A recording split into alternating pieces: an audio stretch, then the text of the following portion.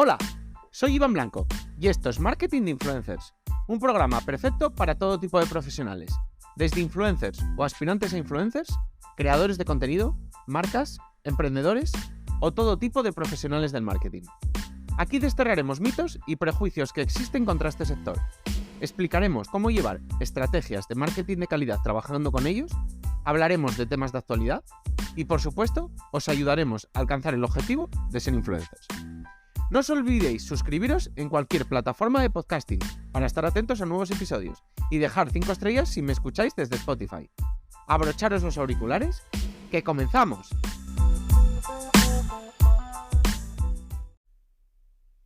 Nueva York ha interpuesto una demanda contra las más grandes empresas de redes sociales, contra TikTok, contra Instagram, Facebook, Snapchat y YouTube.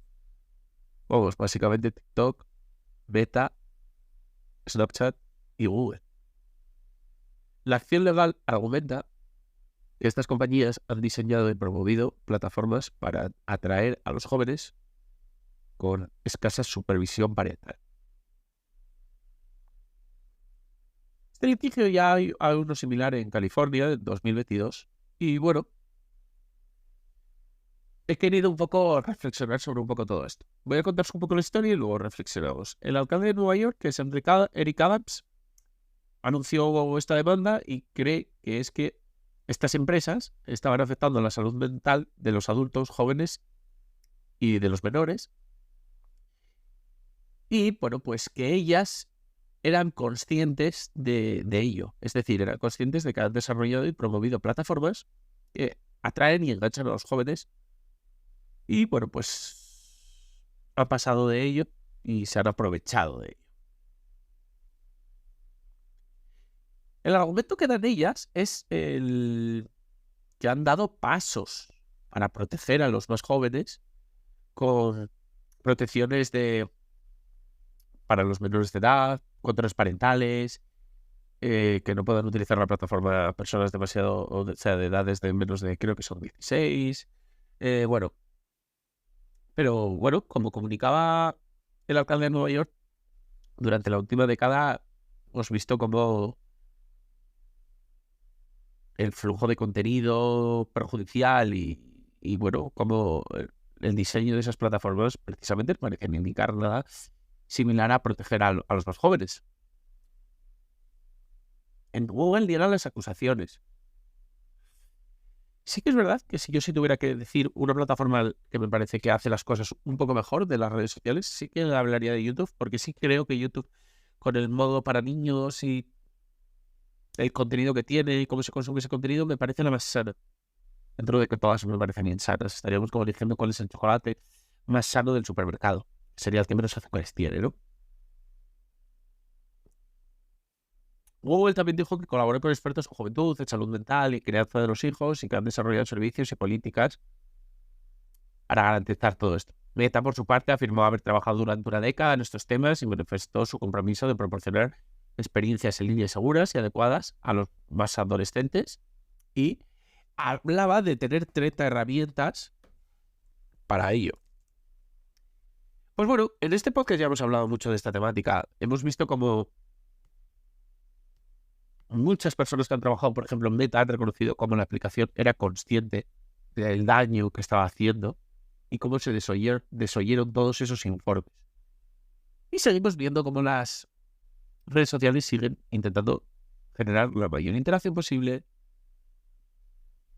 la mayor adicción posible, y cómo solo cuando ocurren estas cosas, ocurren demandas, ocurren fricciones con los gobiernos, con las comisiones, en este caso más bien la europea, es Europa, en la que normalmente les freno. Hablábamos, por ejemplo, hace poco del feed y de cómo pues los scrolls infinitos en el feed pues se iban a acabar en Europa porque se había demostrado que eran adictivos. Y bueno, he escuchado en algunas voces, por eso he aprovechado este tema para hablar de ese tema, en especial he escuchado algunas voces un poco en contra de controlar, de acabar con el feed, con el scroll infinito.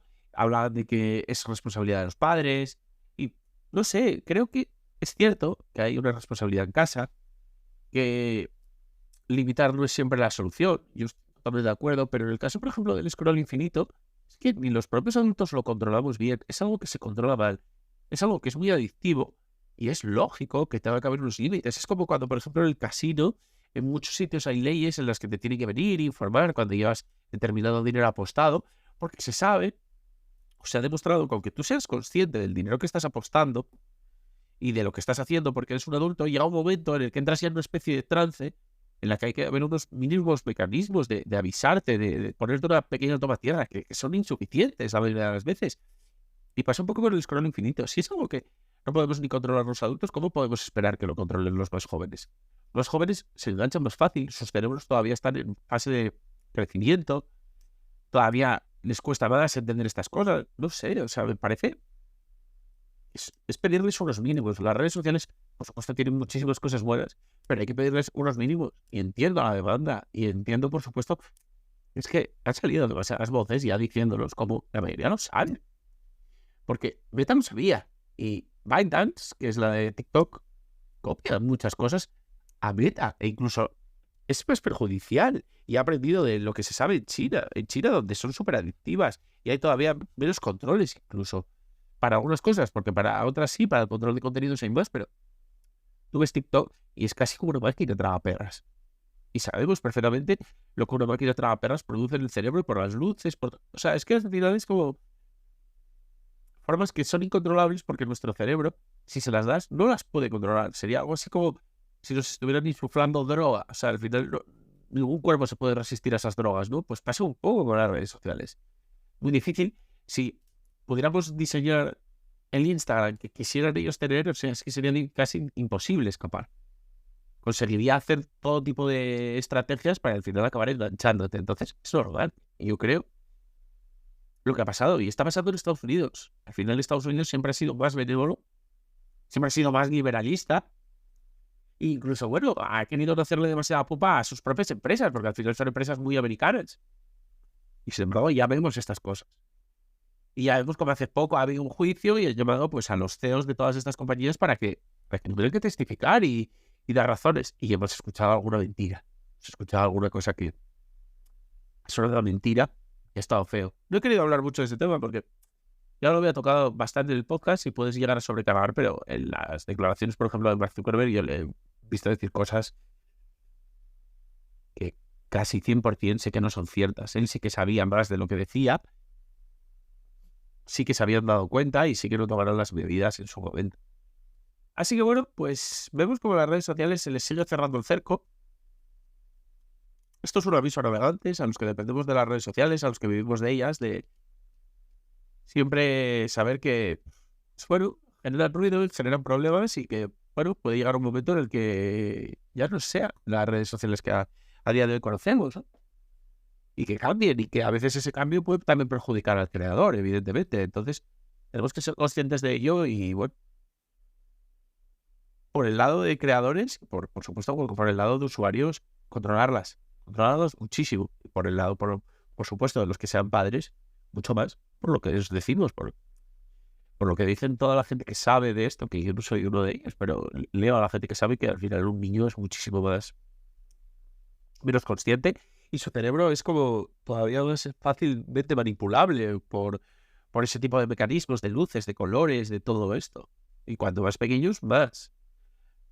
Así que, bueno, no creo que venga mal. Y bueno, pues veremos qué ocurre, veremos cómo avanza la demanda, veremos si implica problemas, veremos si implica cambios, veremos si la esquivan, veremos si es solo un poco de publicidad para parecer que se hace más de lo que luego realmente se hace. Bueno, estaremos un poco atentos a todo lo que ocurra y nada, nos seguiremos hablando por aquí por el podcast.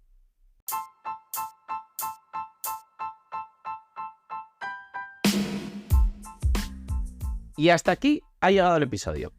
Compártelo si crees que puede resultarle útil a alguien. Me ayudarás mucho y espero que también a la otra persona. Si quieres contactar conmigo, ya sea para cualquier asunto relacionado con el capítulo de hoy o cualquier otra cosa, puedes hacerlo por mail, hola@marketinginfluencers.com o en el contacto de mi web. Y además, si quieres contratar mis servicios, ya seas influencer o negocio, leer los artículos del blog o suscribirte a la newsletter con extras y contenido exclusivo, pásate por la web, marketinginfluencers.com. Tienes todos los enlaces en el texto del episodio. junto con mis redes sociales y las del proyecto. Nos vemos en el próximo episodio. Ya sabéis, todos los días a las 8 de la mañana, de lunes a viernes. Nada más. Adiós.